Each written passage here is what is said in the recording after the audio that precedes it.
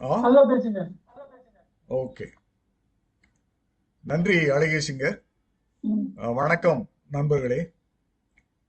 அழகிய சிங்கரின் இந்த புதிய முயற்சிக்கு, ஒரே கதையை பலர் மதிப்புரை செய்யும் இந்த முயற்சிக்கு வாழ்த்துகள். மனித மன உணர்வுகளை அப்படியே எழுத்தில் கொண்டு வர வல்லவர். அதுவும் பக்கம் பக்கமாக சிறுகதைகள் எழுதி கொண்டிருந்த அந்த காலத்திலேயே 2, 3 பக்கங்களில் அந்த உணர்வுகளை கொண்டு வரும் திறம் வாய்ந்தவர் எழுத்தாளர் கூப்பாரா அவர்கள் என்பது நம்மில் பலர் அறிந்ததே. இந்த கனகாம்பரம் சிறுகதையும் அதுபோன்ற ஒன்றே. கதை சுருக்கம் இதுதான். கிராமத்து பெண்ணை மணமுடித்து நகரத்திற்கு கூட்டி வந்து இங்கே சுதந்திரமாக பழகும் விதம் பற்றி பாடம் எடுத்து விட்டு செல்லும் கணவன் திரும்பி வந்தபின் தன் மனைவி தான் இல்லாத போது வீட்டிற்கு வந்த தன் நண்பன் ஒருவனை வீட்டுக்குள் வந்து அமரச் சொன்னதை மன முதிர்ச்சியின்றி தவறாக புரிந்து கொள்வதையும், அந்த கிராமத்து பெண் மன முதிர்ச்சியோடு தன் கணவனை புரிந்து கொண்டு நடந்து கொள்ளும் போக்கையும் விவரிக்கும் கதை. இதுதான் சுருக்கம். படிப்பு குறைந்திருந்தாலும் பழக்கத்தால் அவள் வாசமுள்ள பூ. படித்துவிட்டு பெண்ணுரிமை பற்றி பேசி தெரிந்தாலும் அவன் வாசமில்லா வெறும் வண்ணப்பூவான கனகாம்பரம் போல்தான் என்று கனகாம்பரத்தை ஒரு குறியீடாக காட்டி முடிகிறது கதை. முதலில் கதையில் எனக்கு பிடித்த சில வர்ணனைகளை சொல்லிவிட்டு கதையை பற்றிய என் கருத்தை கூறுகிறேன். முதலில் நாயகி சாரதாவின் உருவத்தை கொண்டு வரும் வரிகள். விலையுயர்ந்த பெங்களூர் பட்டுச்சேலையை நேர்த்தியாக கொசுவம் விட்டு கட்டி கொண்டிருந்தார். அதற்கேற்ற வர்ணம் கொண்ட பழைய மாதிரி ரவிக்கைதான் அணிந்திருந்தார். தலைமயிரை நடுவே வகிடெடுத்துத்தான் பின்னிக் கொண்டிருந்தார். பின்னல் கூட நவநாகரிக போக்குப்படி தொள தொளவென்று காதை மூடிக்கொண்டு இருக்கவில்லை. பின்னலை எடுத்து கட்டி கொண்டிருந்தார். நெற்றியில் பூர்ணச்சந்திரன் போல பெரிய குங்கும பொட்டு இருந்தது. உடம்பின் மேல் இருந்த வைரங்கள் பூத்து கொட்டி கொண்டிருந்தன.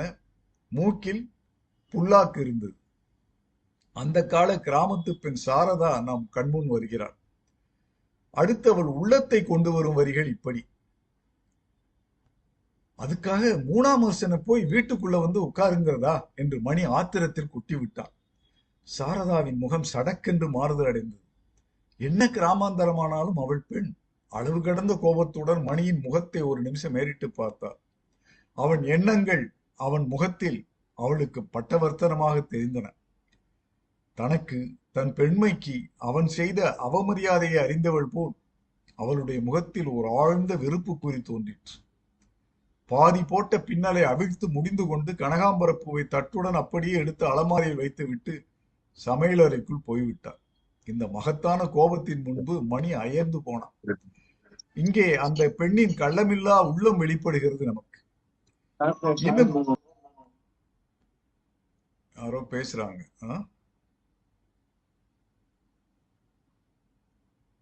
சொல்லுங்க, நீங்க மாதிரி பண்ணுங்க, நான் பாத்துக்கிறேன். இன்னும் கதையை பற்றி 2 எழுத்தாளர்கள் பேச இருப்பதால் இந்த கதை சுருக்கம், பிடித்த வர்ணனைகள் இவற்றோடு நிறுத்திவிட்டு கதை எனக்குள் ஏற்படுத்திய உணர்வுகளை மட்டும் சொல்கிறேன். இதை படித்து முடித்தவுடன் எனக்கு ஞாபகம் வந்த வேறு சில கதை நிகழ்வுகள். அவை 2. ஒன்று வில்லி பாரதத்தில் இருந்து, மற்றொன்று நமது இசைப்புதிது குழு உறுப்பினர் எழுத்தாளர் ரேவதி பாலு அவர்களின் கதையிலிருந்து.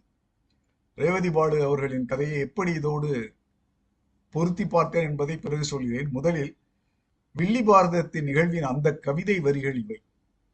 மடந்தை பொன் திரு மேகலை மணி உகவே மாசு அறத் திகழும் ஏகாந்த இடம்தனில் புரிந்தே நான் அயர்ந்து இருப்ப எடுக்கவோ கோர்க்கவோ என்றான்.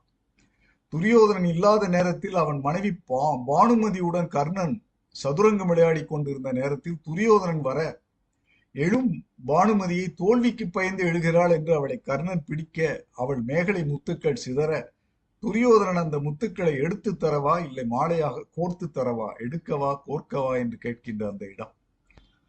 எடுப்பது மட்டுமில்லை, கோர்ப்பது என்பது கோபம் இல்லாமல் நிதானமாக செய்கின்ற வேலை. துரியோதனன் மனதிலே எந்த விதமான கோபமும் இல்லை.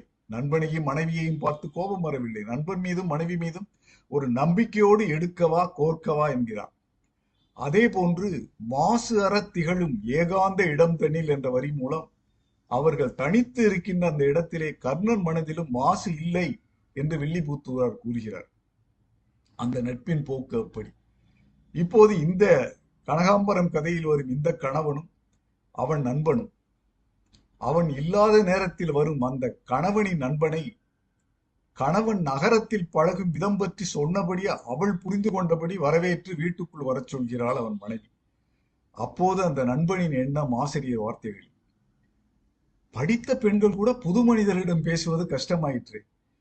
அப்படி இருக்க நவநாகரிக முறையில் ஆண்களுடன் பழகுவது என்பதே அறியாத பிரதேசத்தில் பிறந்து வளர்ந்த பெண் பிற புருஷனுடன் பேசுவதென்றால் அது ராமுவுக்கு விபரீதமாகப்பட்டது. இந்த விபரீதமாகப்பட்டது என்ற வார்த்தையை கவனிங்கள். ஆனால் அவள் சொன்ன வார்த்தைகள் மெல்லிய துணியுடன் தான் வெளிவந்தன. அவன் முகத்தை பார்த்து கூட பேசவில்லை. அவள் தலை குனிந்த வண்ணமாகவே இருந்தாலும் அவன் மனம் என்னவோ சமாதானப்படவில்லை. இல்லை, அப்புறம் வரேன் என்று அரைகுறையாக கூறி தலையெடுத்து பார்க்காமல் வெகு வேகமாக போய்விட்டான். இப்போது அங்கே வில்லிபுத்தூரார் வரிகளிலே மாசு அறத் திகழும் ஏகாந்த இடம் தனில் இருந்த கர்ணனின் தூய மனநிலையோடு அவள் பேசியது விபரீதமாகப்பட்டது என்று நினைத்து வேகமாக போன இந்த நண்பனின் மாசு உள்ள மனநிலையை ஒப்பிட்டு பார்க்க தோன்றியது. அடுத்து ஆரம்பத்தில் பட்டணத்தின் நண்பர்கள் அடிக்கடி வந்து தேடுவார்கள். பதில் சொல்லாமல் உள்ளே நுழைந்து கொண்டு கதவை சாத்திக் கொள்ளக்கூடாது, பட்டணத்தின் நாகரிகத்திற்கு ஏற்றவாறு நடந்து கொள்ள வேண்டும் என்று சொன்ன அந்த கணவனின் மனநிலை இப்போது இப்படி. கணவன் திரும்பியவுடன் மனைவி சொன்னதை கேட்ட கணவனின் எதிர்வினை ஆசிரியர் வார்த்தைகள். அவள் நடந்து கொண்டு விட்டது அவனுக்கு அதிருப்தியை உண்டாக்கிற்று. அதன் பிறகு ஏன் அப்படி செய்தார்? நாம் சொன்னதுக்காக கீழ்ப்படிந்து நடந்த மாதிரியாது அல்லது என்று கொஞ்சம் அவன் மனம் தடுமாற ஆரம்பித்தது. சிநேகிதன் என்ன நினைத்திருப்பான்? என்ன தைரியம் இந்த பெண்ணிற்கு என்றோ அல்லது சுத்த அசடு என்றோ நினைத்திருப்பான். அல்லது இம்மாதிரி யோசித்துக் கொண்டே போய்க் கொண்டிருந்தான். இந்த அல்லது அல்லது என்று அவன் நினைக்கும் இவன் மனைவி மீது வைத்துள்ள அந்த அவநம்பிக்கையை அங்கே வில்லிபுத்தூரார் வார்த்தைகளிலே எடுக்கவோ கோர்க்கவோ என்று கேட்ட துரியோதனின் நம்பிக்கை மனநிலையோடு ஒப்பிட்டு பார்க்க தோன்றியது. இது கதையில் வரும் அந்த இரு ஆண்களின் மனநிலையை கர்ணன் துரியோதனின் மனநிலையோடு ஒப்பிட்டு பார்க்க தோன்றிய விதம், அந்த ஆண்களின் முரண்பட்ட மனநிலை, அந்த வேற்றுமை பளிச்சென்று தெரிந்தது. அடுத்து அந்த பெண்ணின் சாரதாவின் மனநிலை, கணவனை புரிந்து கொண்டு நடக்கும் ஒரு பெண்ணின் மனநிலை. கூப்பாராவின் கனகாம்பரம் கதையிலே சந்தேகப்படும் கணவனிடம் மனைவி நடந்து கொள்ளும் மனநிலை, அழகிய சிங்கரின் அசோகமித்திரன் பரிசு பெற்ற கதைகள் தொகுப்பிலே ரேவதி பாடு அவர்களின் அசட்டு மனிதர்கள் கதையிலே சும்மாவே கோபப்படுகின்ற கணவனிடம் மனைவி நடந்து கொள்ளும் மனநிலை, இரண்டிலும் வெளிப்படுவது பெண்களின் பொறுமையும் புரிந்து கொள்ளும் தன்மையும். அந்த ஒற்றுமை எனக்கு பளிச்சென்று ஒப்பிட்டு பார்க்க தோன்றியது. அங்கே ஆண்களின் மனநிலையில் தெரிந்தது வேற்றுமை, இங்கே பெண்களின் மனநிலையில் தெரிந்தது ஒற்றுமை. ரேவதி பாடு அவர்களின் அசட்டு மனிதர்கள் கதையின் கடைசி வரிகள். அசடு அசடு, உப்பு பெறாத விஷயத்துக்கெல்லாம் ஆத்திரப்பட்டு அமக்களை செஞ்சு சண்டை போட மட்டும்தான் தெரியும், தானே சமாதானமாகவும் எதிராளியை சமாதானப்படுத்தவும் தெரியாத ஜென்மம். அப்பத்தா சொல்வது போல் பல்லை காட்டி பறக்க முழிச்சுத்தான் இவரை வழிக்கு கொண்டு வர வேண்டியிருக்கு. அசட்டு மனிதர்கள் கதையின் அந்த அப்பத்தா தான் அந்த கனகாம்பரம் கதையின் சாரதாவோ என்று எண்ண வைத்த கூப்பாராவின் வரிகள் கனகாம்பரம் கதையின் கடைசியில் இப்படி. வேண்டாம் என்று சாரதா அவன் முகத்தை தடவினாள். நான் சொன்னது என்று மணி தன் மனத்தை வெளியிட ஆரம்பித்தான். கனகாம்பரம் எனக்கு பிடிக்காதே, நீங்கள் சொன்னதில் தப்பென்ன என்று சாரதா பெண்களுக்கென்றே ஏற்பட்ட ஒரு சாதுரியத்துடன் பேச்சை மாற்றினாள் என்று முடிகிறது அங்கே. இந்த சாதுரியம் கூப்பா அவர்களின் சாரதாவிடமும் இருந்தது, ரேவதி பாடு அவர்களின் சங்கீதாவிடமும் இருந்தது. வேறு வேறு சூழ்நிலைகளில் வேறு வேறு காலங்களில். இதை சாதுரியம் என்பதா பெண்களின் நிலை என்பதா என்பதை வாசகரிடம் விட்டு விடலாம். அதே போல் ஆண்களின் மனநிலை மகாபாரத காலத்திலிருந்து கூப்பாரா காலத்தில் மாறிவிட்டதோ, இப்போது திரும்பவும் மகாபாரத காலம் வந்துவிட்டதோ என்றும் வாசகர்களுக்கு யோசிக்க தோன்றலாம். ஆனால் அனைத்தையும் தாண்டி எனக்கு தோன்றுவது, இது எந்த காலத்திலுமே ஆண்களுக்கும் பெண்களுக்கும் அவரவர் வளர்ப்பின்படி தோன்றிய அவரவர் மனநிலை தானே தவிர இதை ஒட்டுமொத்தமாக சமுதாயத்தின் மனநிலை என்று முடிவாக நினைக்க முடியாது.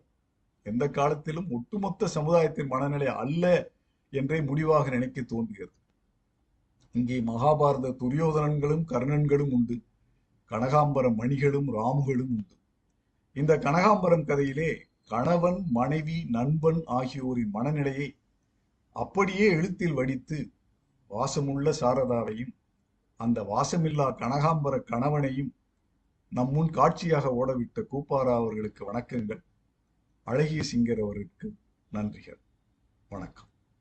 இந்த கதை வந்து ஒரு உண்மையான